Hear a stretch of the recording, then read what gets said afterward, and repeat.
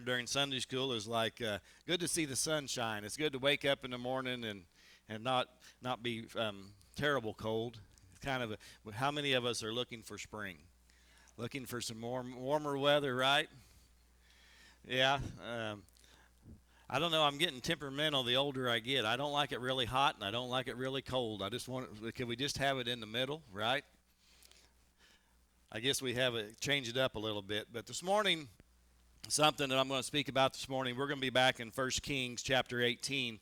But what I want to talk about this morning is choices and the choices we make in life. And the title of my sermon this morning is Choose Whom You Will Serve.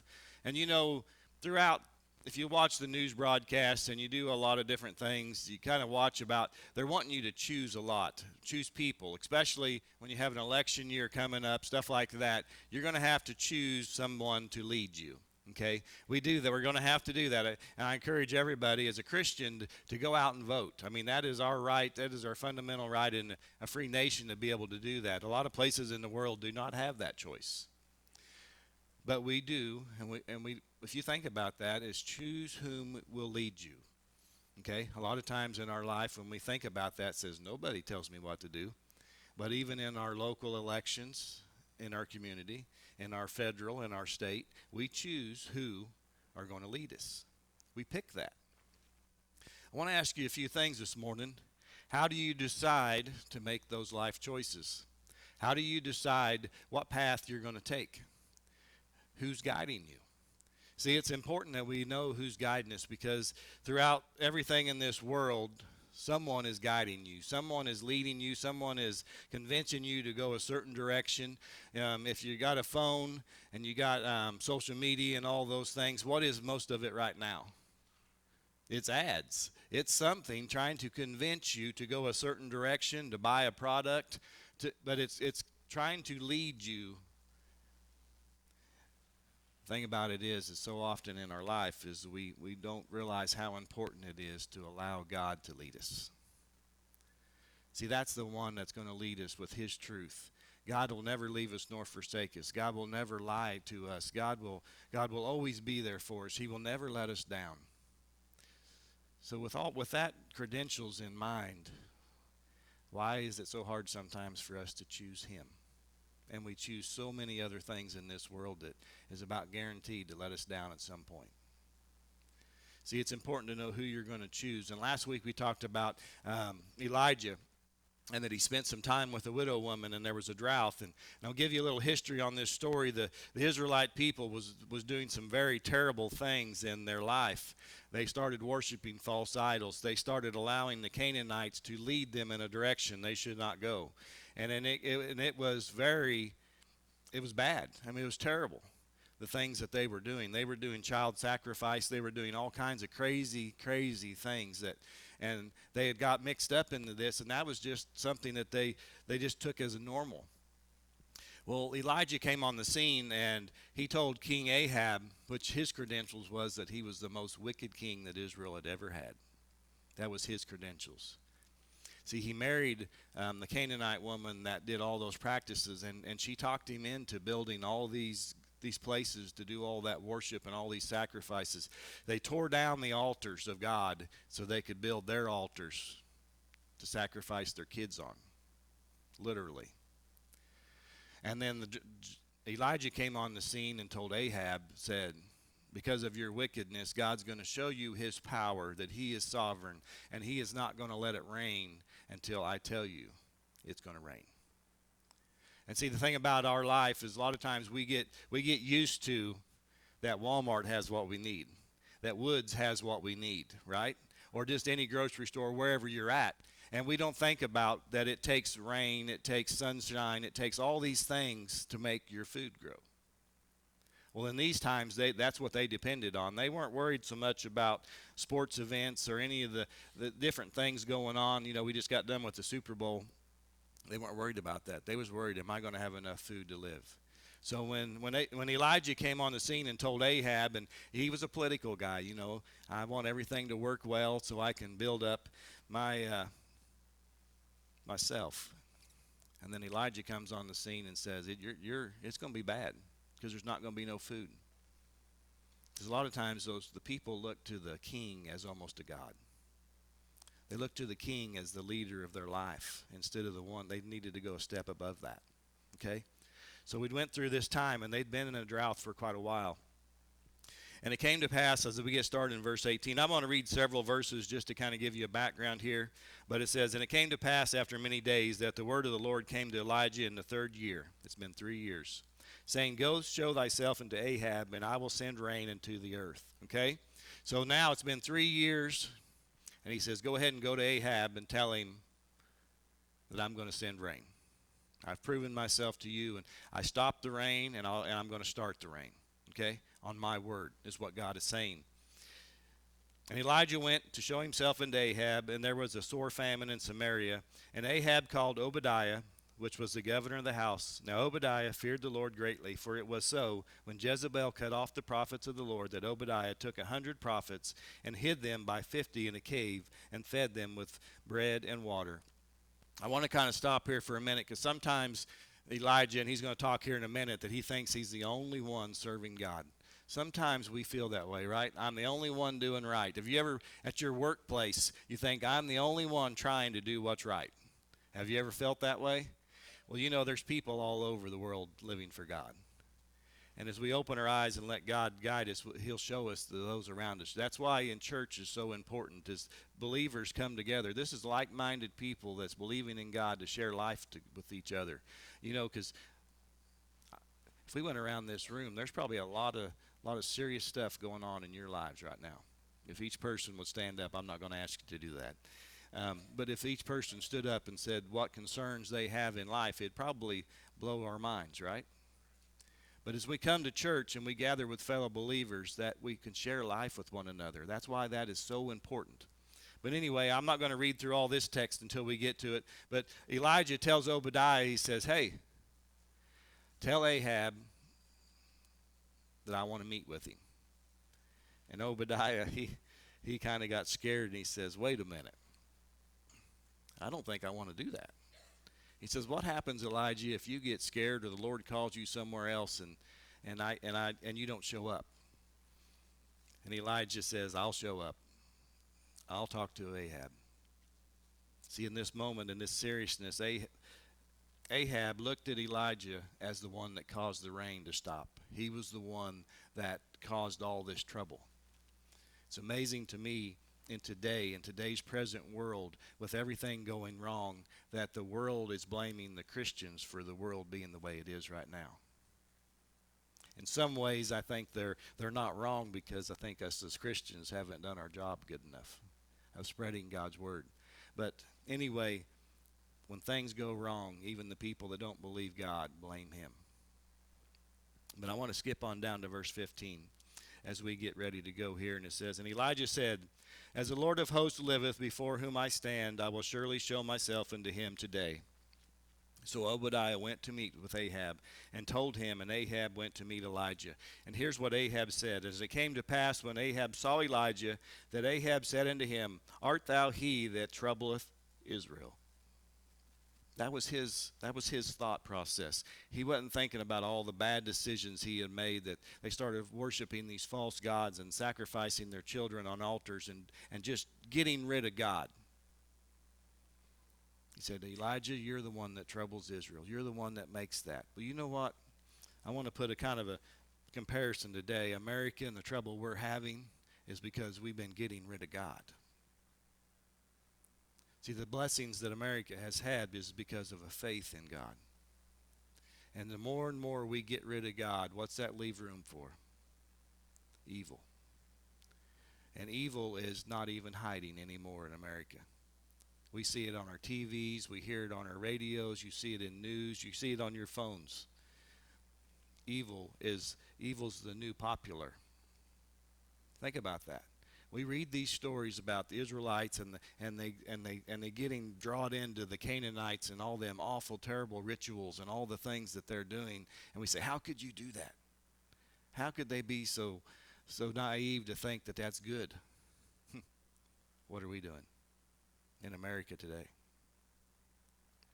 I refuse to watch the Grammys or any of those any of that kind of stuff, the music rewards or any of that kind of stuff. But you see things about it, and it's like, I can't believe that's the new popular. That's the new thing. Dressing up like Satan and demons and dancing around, and that's what you should believe in and follow. Man, it's way more serious than someone singing a song and entertainment. Way more serious than that. But here's Elijah. This is what Elijah says to him. It says, and he answered, and I have not troubled Israel, but thou and thy father's house, in that you have forsaken the commandments of the Lord, and thou hast followed Balaam. Thou hast followed the false god. You've went a direction you shouldn't go. You've allowed someone else to influence your life that is not good. In our life, whatever decisions we make, whatever we do, there's an action and a reaction. Now, if we're doing something good, you're going to have good reactions. If we're doing bad, we're going to have bad reactions. There's always either rewards or consequences for the decisions we make in our life. And sometimes we don't think about that. At the beginning of the introduction, I hope I tried to make this clear, but it's important that how we make life's decisions, who we allow to influence us, who we allow to guide us and direct us. You know, a lot of times as adults, we get older and we say, we don't need someone to influence us anymore. I'm an adult. I don't know if any of you, some of us, like where I'm at, my kids are like my older kids are in their early 20s. You know, when you turned 18, you're an adult and you know everything, right? Freedom's never free. Freedom, when you have freedom to choose on your own, freedom, there comes responsibility. You can't just have freedom without responsibility. They got to go hand in hand. If I can make all my choices without any responsibility, before very long, I'm going to get myself in a lot of trouble. And we don't outgrow that. Because in this old world, it's just easy for us to do something wrong, right? Think about it.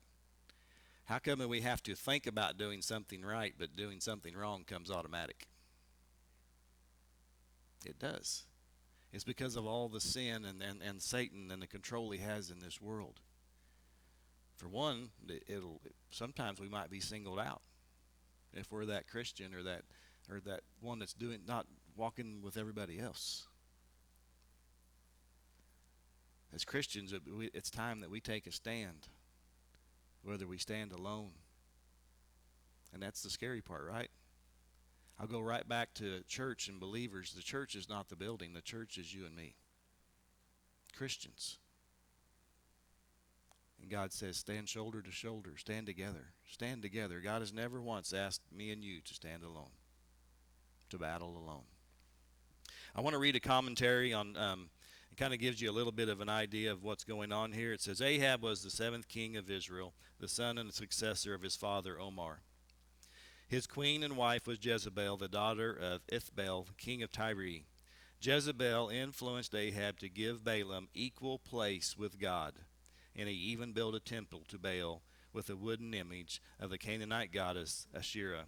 And Jezebel finally urged Ahab to oppose the worship of the Lord, destroy the altars, and kill the prophets. That's kind of the history of this, is what the influence of someone else that was not a believer did to someone that should have known better. Okay? See, that's where it works. That's how the process goes. Satan just doesn't attack immediately. He moves and creeps in. Okay? The first thing that was asked of Ahab, the leader of the Israelite people, was to give Balaam equal rights with worship of God. That's where it started. That's okay. Shouldn't we be able to worship who we want, right? Do you see that today? Then the next step was to start tearing down the things of God. More and more things in this country, as Christian organizations, are being shut down today, 2023. This Bible is about this far away from being hate speech. and being illegal to preach. Then the next step was destroy all the preachers and the prophets that are preaching God's word. Do you see this? Time repeats itself, and I think we're there right now.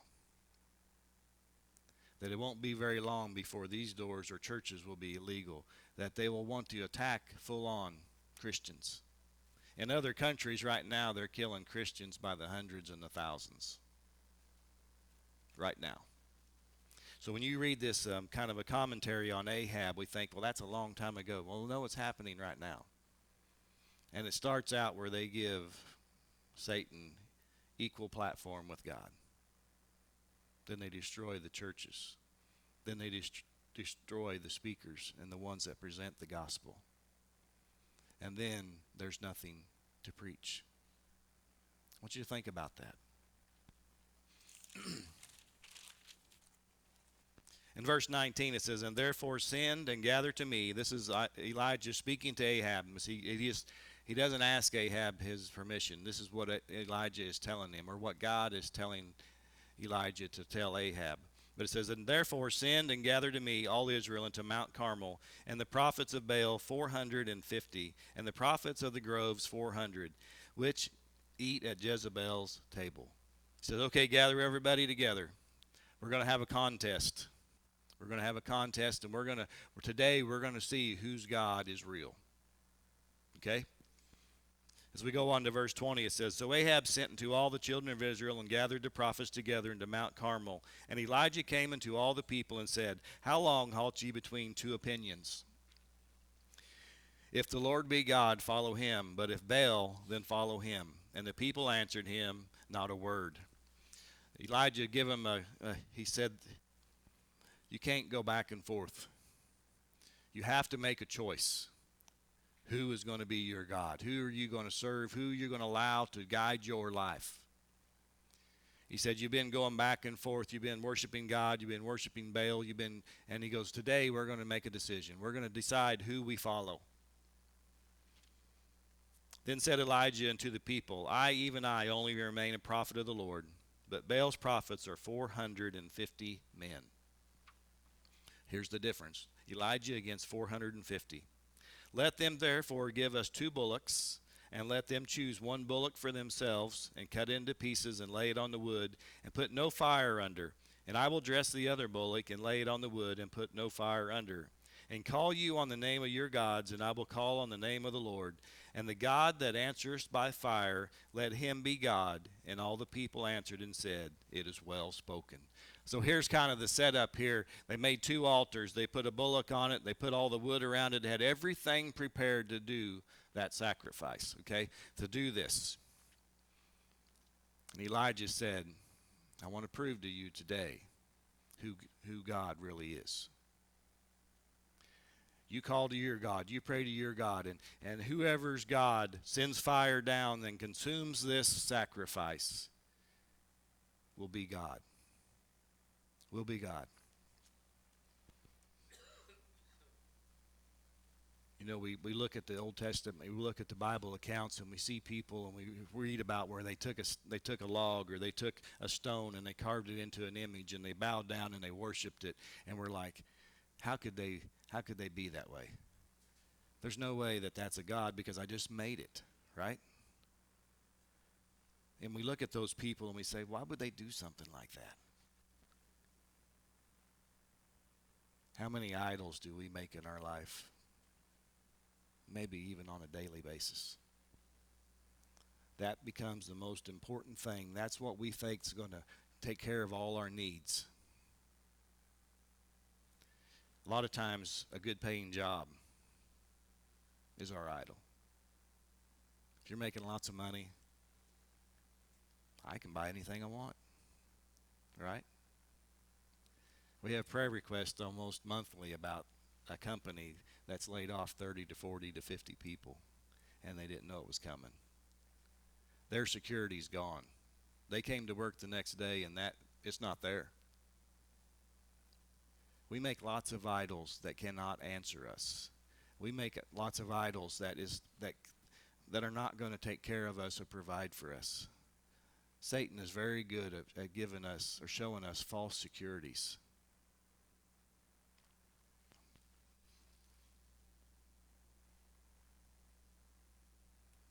And Elijah said unto the prophets of Baal, choose you one bullock for yourselves. I'm going to go to 28.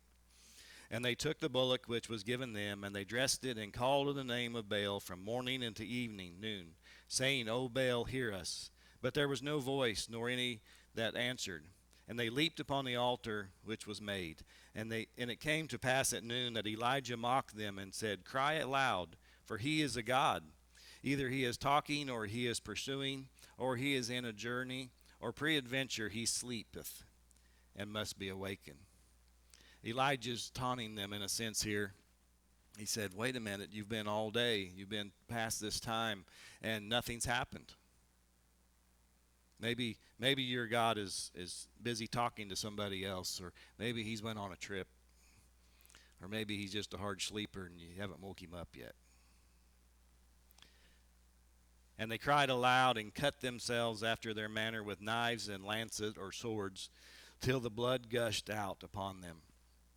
And it came to pass when midday was past, and they prophesied until the time of the offering of the evening sacrifice, that there was neither voice, nor any to answer, nor any that regarded. They had spent all day to the evening time, crying to their God, and their God did not answer. For one, because Balaam is not a god. He didn't have the power to do what was required. And Elijah said unto all the people, come near unto me. And all the people came near unto him, and he repaired the altar of the Lord that was broken down. I want you to think about Elijah did everything proper, and he allowed God to direct his path. This was the time when Elijah starts. This was the time that they were supposed to give sacrifices to God. In the evening time. This was the time that God had asked them to give a sacrifice.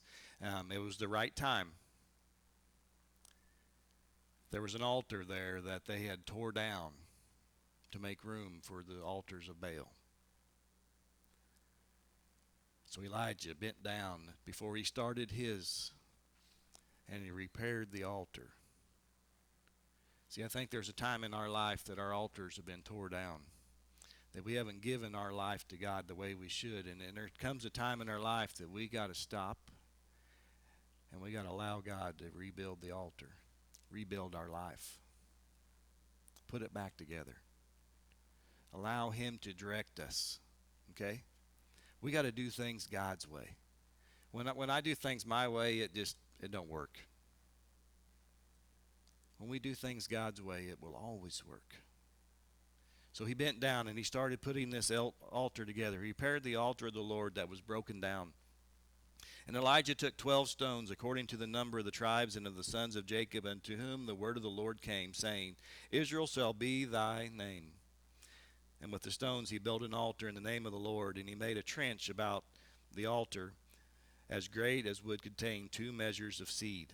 And he put the wood in order, and he cut the bullocks in pieces, and laid him on the wood, and said, Fill 4 barrels with water, and pour it on the burnt sacrifice and on the wood. See, as you think about this process, if we miss this, as we think about this, everything he did, he done it in the order which God wanted him to. He did it correctly. He followed God's direction, God's instruction for life. You know, most of us, I think, I say this a lot, where I kind of preach to the choir. We've grown up in church. We know what's right. We know the order. We know the direction we should live our life. And for whatever reason, we choose not to. That's asking too much of me. But man, we can get our life in a mess in a hurry. And the consequence is great. And we don't think about that. Man, when we put our life into order, when we allow God to be first, amazing things happen. I think each one of us, most of us in this room, I know your stories, have had amazing things happen in your life when you allowed God to put them in order. Okay? And then Elijah adds a little bit more to it. How many of you tried to build a fire and go camping when it's raining? Unless you got a propane tank with a blowtorch on it, it's kind of hard to get started, isn't it? If everything's wet, right? So Elijah tells him, he says, okay, got everything in order. And he goes, now I want you to pour water on it. And he said, do it the second time. And they did it the second time.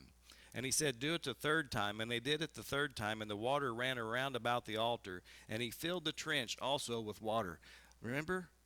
He built this altar and built a trench around it. So they basically put it all water everywhere. Totally soaked it. So much that the water filled the trench that he had dug around the altar and the wood. If we're thinking to ourselves, that will never burn. It's going to have to dry out, right? And it came to pass at the time of the offering of the evening, when it was the correct time when they were actually supposed to do the evening sacrifices, that Elijah the prophet came near and said, Lord God of Abraham, Isaac, and of Israel, or Jacob, let it be known this day that thou art God in Israel, and that I am thy servant, and that I have done all these things at thy word. Hear me, O Lord, hear me, that this people may know that thou art the Lord God, and that thou hast turned their hearts back again. Then the fire of the Lord fell and consumed the burnt sacrifices, and the wood, and the stones, and the dust, and licked up the water that was in the trench. Common sense would have told us, if we rationalize in our mind, that will never start. That fire will never start. It won't work. When Elijah cried out to God and said, God, show them that you're God.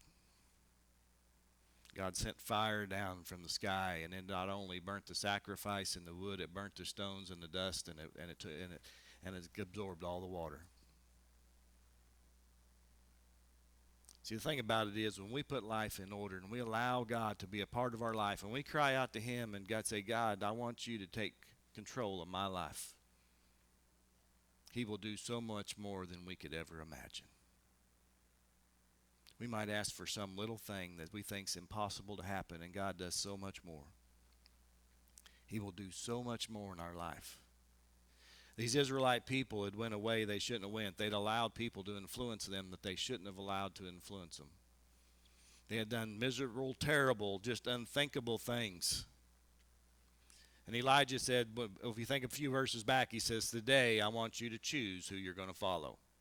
And I'm going to prove to you my God is the one you should follow. The 450 prophets of Baal cried, and they'd cut themselves, and they'd done these crazy chants and done all this stuff. And their God never spoke to them. Their God never showed up. I want you to think about this. Balaam was just another name for Satan. And Satan does not want to take care of you. He's never wanted to take care of you. He wants to destroy you and me to hurt God. That's his goal.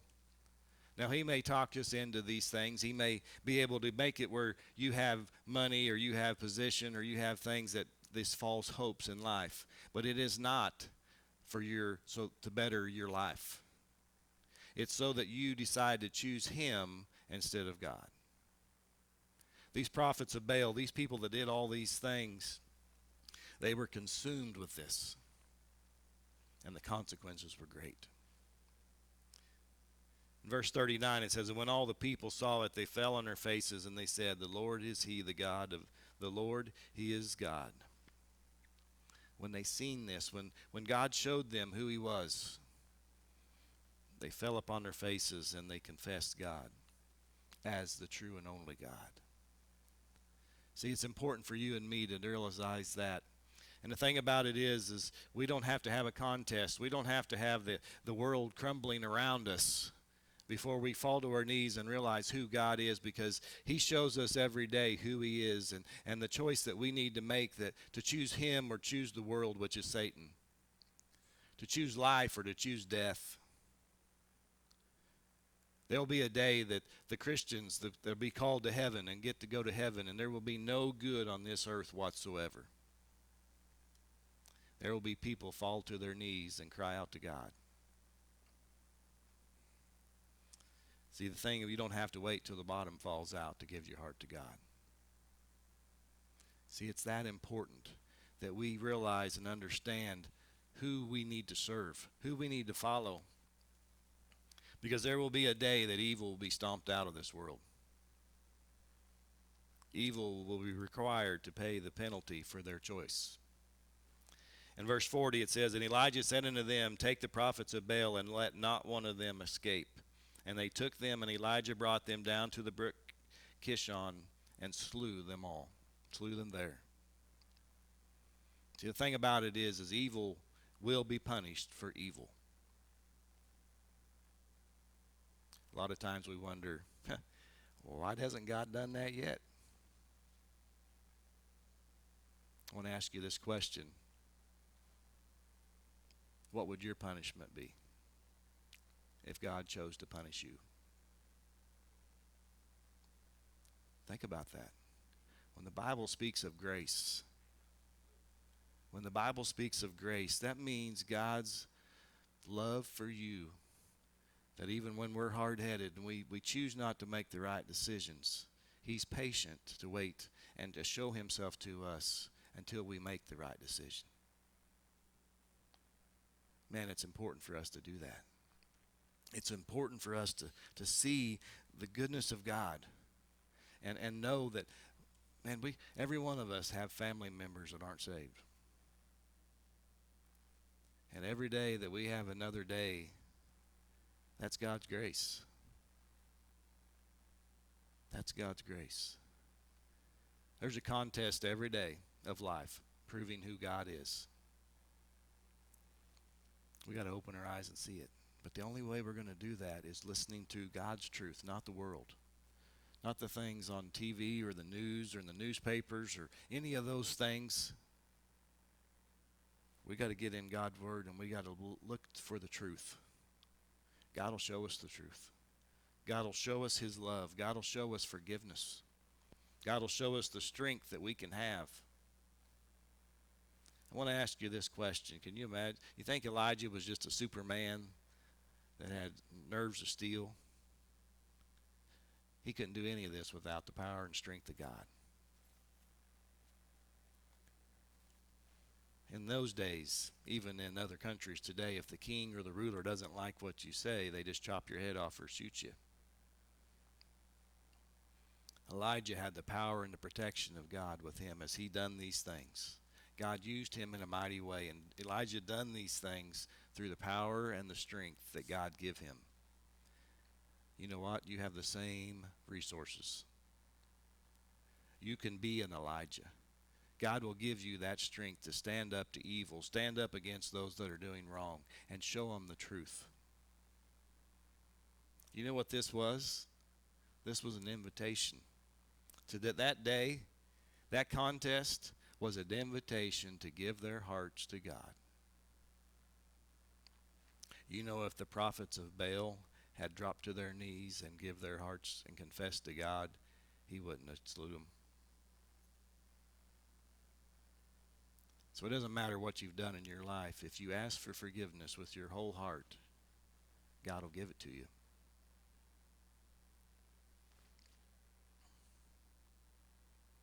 I'm going to kind of go on through here just a few more verses. Actually, I want to stop there. I want to go to Joshua 24:15.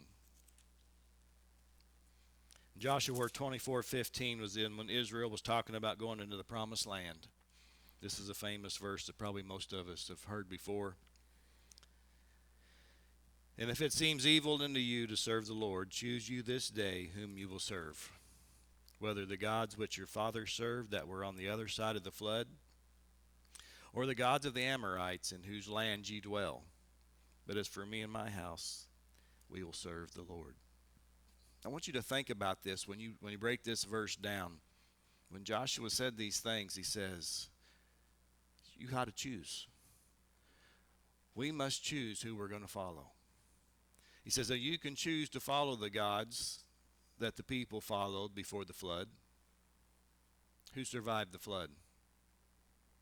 Noah and his children. None of those that had all those false gods. He said, or you could choose to follow the Amorites, whom God destroyed, and you dwell in their land now. Or you can choose the God that created all things, that's there for you. He says, for me and my house, we're going to choose the one that created us, the one that will protect us and uplift us and strengthen us, and the one that will be here forever.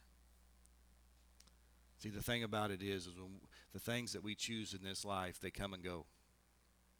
The things that we think is going to sustain us. How many jobs have people had in your lifetime? Some people work someplace 30, 40 years and they retire, but for a lot of people, they've had multiple jobs, right? They come and go. God's never going to come and go. We do. Man, if we stand strong, if we allow God to be a part of our life, and we choose Him, we allow Him, and we know that we're going to follow someone, we're going to allow someone to influence us. It's not a pride thing, because so often we say, well, nobody's going to tell me what to do, but you're told what to do every day. Every one of us. Tomorrow morning, what are you going to do? Tomorrow morning, you're going to get up and go to work when your boss told you to show up. April 15th, what are you going to do? You're going to pay your taxes like you were told to do. The 20th of the month, for most people, what are you going to do? You're going to pay your electric and water and sewer and all those bills because you were told to do it. We're being told to do stuff all of our life, every aspect of our life.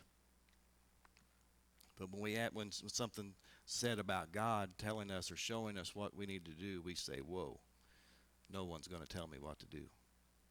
And we've already listed how many fingers of stuff that we're told to do on a daily basis. Which that's just stuff.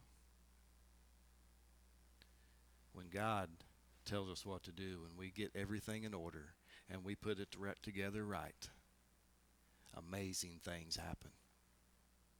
Amazing things happen. Can you imagine being there on that Mount Carmel that day, and when the prophets of Baal had screamed and done all these crazy things for hours, and then fire came from heaven and consumed Elijah's sacrifice? A sacrifice that by all means, common sense would have never burnt, never would even started. It even consumed the water, the barrels of water that they poured on it. When we give our heart to God, He will do above and beyond what we could ever expect or think. What do? We allow Him to get things in order in our life. It'd be neat if we could get somebody else's life in order. That would be if we had that ability, right? God gives us the ability to get our own life in order. Then we can help others. That's how it works. The Bible speaks sometimes we're good at judging. We're good at wanting somebody else's life to change. But the New Testament speaks of, Jesus said, you need to take the log out of your eye before you want to try to get the splinter out of your neighbor's eye. We've got enough work on ourselves before we start asking someone else to change. What I want to speak to you this morning, what I want to close with this morning is, have you chosen whom you're going to allow to guide your life? Have you chosen who your God is? Whom you will serve? Just like Joshua said, today, choose who you will serve. Elijah said, choose who you will serve this day. I don't know if any of you have procrastinate on projects, whatever. I'll do it tomorrow, right? Maybe next weekend I'll have free. Man, we do the same thing in our spiritual life. In our Sunday school lesson, it said Jesus' ministry was not so much focused on the physical aspect of people's life of healing, which he did many miracles in his ministry, but he said his main focus was on spiritual healing. When we're spiritually healed, when everything is right spiritually, all the other things come together. They come together. When we put God first, that's when the pieces of the puzzle start coming together. We can't leave God out. God can't be second or third or fifth down the line of priority. He's got to be first. And the thing about it is, you go, but my family's important. We can give a long list of things that's important. But the thing about it is when God is first, we think about our family better than we would on our own. We handle situations better than we would on our own. It just works better with God. We're going to play an invitation song. If God has spoken to your heart in any way, just take this time to speak to him. God, if you want to speak to God, Elijah cried out to God and God heard him because Elijah had a relationship with God.